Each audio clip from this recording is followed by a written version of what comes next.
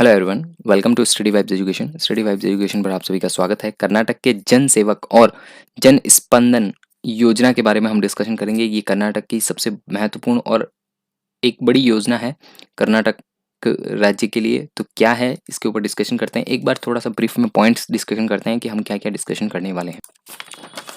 तो यहाँ पर सबसे बड़ी चीज़ है नागरिकों के सरकारी योजना जो है नागरिकों के घर तक या दरवाजे तक, या फिर सरकारी सेवाएं जो है नागरिकों के घर तक या दरवाजे तक, या फिर सरकारी सेवाएं उनकी शिकायतों का निवारण उनके घर तक या उनके दरवाजे तक, ये सारी चीज़ें यहाँ पर बताई गई है इस योजना के तहत। इसके ऊपर डिस्कशन करेंगे। जन सेवा पोर्टल बनाया गया है। क्या है ये जन सेवा पोर्टल, इसको भी देखेंगे। साथ ही साथ सेवाओं का उपयोग करने का विवरण भी बताएंगे, और जन सेवक का काम का तरीका क्या रहेगा वो भी हम आपको इस वीडियो के माध्यम से बताएंगे। कर्नाटक राज्य में जन सेवकों की सेवाओं की शुरुआत क्यों की गई, क्या आवश्यकता पड़ी, इसको भी देखेंगे। जन संपदन क्या है, इसको देखेंगे, और इसकी पहल क्यों की गई, कैसे काम करता है, इन सभी टॉपिक के ऊपर हम डिस्कशन करेंगे। चलिए स्टार्ट करते हैं इस वीडियो को। मैं आशुतोष टेलर आप सभी का स्वागत करता हूं। साथ ही साथ इसके अंदर सबसे पहले हेडलाइन देखते हैं, कर्नाटक में जन सेवक और जन संपदन योजना के बारे में। म, योजना के बारे में तो कर्नाटक है। कर्नाटक में दो नई योजनाओं की शुरुआत की गई। इसमें एक योजना सरकारी सेवाओं को नागरिकों के दरवाजे तक लाने के लिए, और दूसरी जो है वो उनकी शिकायतों का निवारण करने के लिए शुरू की गई है। तो ये है वीडियो, और वीडियो के अंदर हम देखेंगे कि study vibes education online platform है जहाँ पर आप हमसे जुड़ सकते हैं और अपने एक्सीलेंस को बढ़ा सकते हैं, अपने नॉलेज को बिल्ड कर सकते हैं। और साथ ही साथ यूट्यूब के ऊपर करंट अफेयर्स की वीडियोस यहाँ पर प्रोवाइड की जाती है, और साथ में लेक्चर डिस्कशन है, और पीडीएफ जो है आपको टेलीग्राम पर मिलेगा। फेसबुक पेज पर आप हमसे जुड़ सकते हैं और अपनी क्वेरीज बता सकते हैं। अदर सोशल मीडिया हैंडल्स पर जुड़ने के लिए लिंक्स जो है डिस्क्रिप्शन में दिया हुआ है, आप वहाँ पर जाके अवेयर कर सकते हैं। कर्नाटक सरकार ने दो नई योजनाओं की शुरुआत की है। इसके अंदर पहली योजना जो है वो पहली योजना जो है सरकारी सेवाओं को नागरिकों के दरवाजे तक लाने की, और दूसरी योजना है जो जनता का शिकायत को निवारण के रूप में शुरू की गई है। जो भी शिकायतें हैं उनको निवारण किया जाए उसके लिए शुरू की गई। नागरिकों के दरवाजे तक सरकारी योजना पहुंचने के लिए कर्नाटक सरकार ने सोमवार को एक ऑनलाइन पोर्टल यहाँ पर जन सेवक या जन सेवक के नाम से यहाँ पर रिलीज किया है। एक एकीकृत लोक शिकायत यहाँ पर ये भी बोला गया निवारण प्रणाली है, IPGAS जो है यहाँ पर ये बोला गया है, integrated public grievances resolve system, ऐसा इसमें बोला गया है। तो जन सेवक की शुरुआत की गई है। इसको मैं आपको थोड़ा सा एक बार आगे भी बताऊंगा कि इसके साथ में क्या क्या चीज़ें आएगी। तो इस पोर्टल की महत्वपूर्ण जानकारी क्या है कि सबसे पहले कि जन सेवक लोगों को सरकारी सेवाओं को आसानी से प्राप्त करने में मदद मिलेगी। इसकी पहल की गई है। मोबाइल ऐप या वेबसाइट के उपयोग करके हम क्या कॉल सेंटर के माध्यम से संपर्क करके लोगों को अपने दरवाजे तक 56 सरकारी सेवाओं को प्राप्त कर सकते हैं। मतलब यहाँ पर ये है सब्सिडी दरों पर राशन की होम डिलीवरी, सबसे बड़ी बात। साथ ही साथ आधार कार्ड, जाति प्रमाण पत्र, आय प्रमाण पत्र शामिल है। मतलब ये भी सुविधाएं आप ले सकते हैं। वरिष्ठ नागरिकों का कार्ड, BBMP खाता हस्तांतरण और स्वास्थ्य कार्ड भी शामिल है। यहाँ पर ये चीज़ें भी यहाँ पर सरकारी योजना एक बड़ी, मैं समझता हूँ कि बहुत बड़ा योगदान रहेगा। कर्नाटक सरकार का एक बड़ा डिसीजन है कि 56 सरकारी सेवाओं को यहाँ पर डोर टू डोर कर दिया गया है। होम डिलीवरी या होम टू डोर ये किया गया है। तो बहुत ही अच्छी चीज़ मैं मानता हूँ इसको। और यहाँ पर जन सेवक पोर्टल की क्या उपयोगिता रहेगी या सेवाओं का क्या उपयोग करने का विवरण रहेगा, इस बारे में देखते हैं। तो नागरिकों की सेवा के अनुरोध के लिए सक्षम बनाने के लिए उन्होंने एक वेबसाइट को लॉन्च किया गया है। www.janasevak.karnataka.gov.in गवर्नमेंट की वेबसाइट है, तो गवर्नमेंट gov.in आएगा। विकसित की गई है। कर्नाटक सरकार ने नागरिकों के लिए एक फ़ोन नंबर भी डाला है यहाँ पर।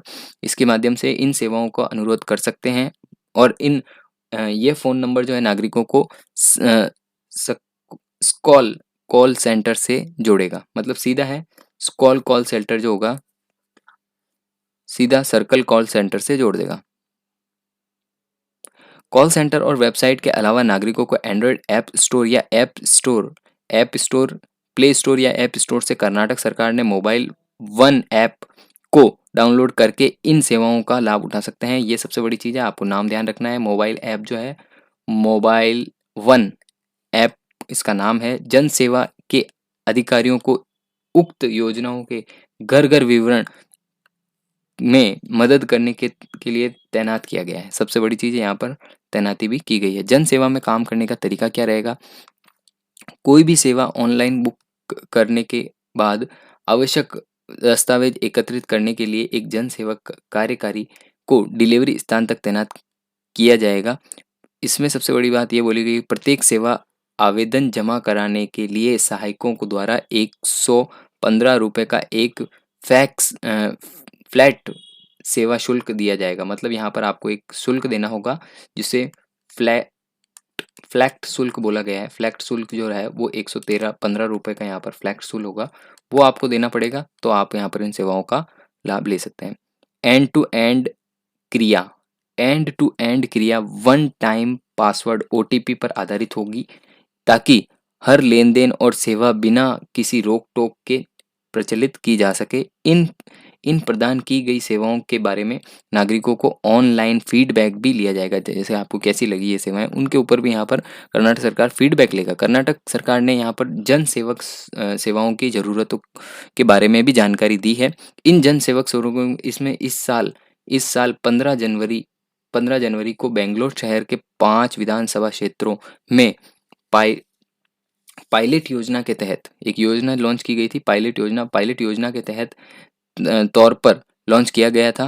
पहले 5 विधानसभा क्षेत्रों में से लागू करके देखा गया था। ये कार्यक्रम राजाजी नगर, यशवंतपुर और बेम बॉम्ब हैली, महादेवपुरा और दशाहली निर्वाचन क्षेत्रों में शुरू किया गया है। 1 नवंबर